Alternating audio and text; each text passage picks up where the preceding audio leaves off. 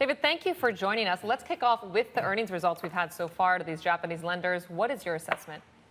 Well, the net profit trends are not too bad, actually. These banks are reporting, decent net profits, slightly improving in case of some of the banks. So it's okay on the bottom line. But if you look at what goes in to make that up, the underlying trends are rather more worrying.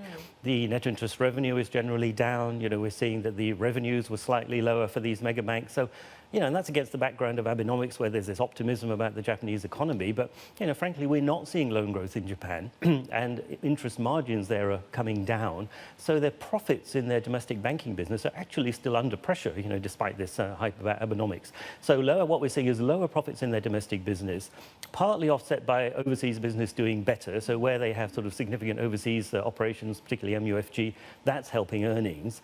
But more especially, they're taking money out of their loan loss reserves, writing them back to income. So the loan loss charges are really low at the moment. That's helping support earnings. And they're also booking profits from their equity portfolios, selling stocks from these very large portfolios of Japanese equities that they have. And that's also helping their earnings. So bottom line is quite good, but really influenced by these sort of unsustainable factors, which largely these banks, their performance is very much being influenced by the direction of the Tokyo stock market. And of course, for now, that's pretty helpful. Which is worrying, though, because we are seeing weakness on the market today. Many investors out there were worried that this could be the start of a correction in the equity space. Is this going to hurt banks even further, if so? Well, honestly, in the near term, it's not going to have a big impact because their unrealized gains on their stock portfolios are now so huge, actually, more than $30 billion, unrealized gains for MUFG. So the market would have to fall a long way.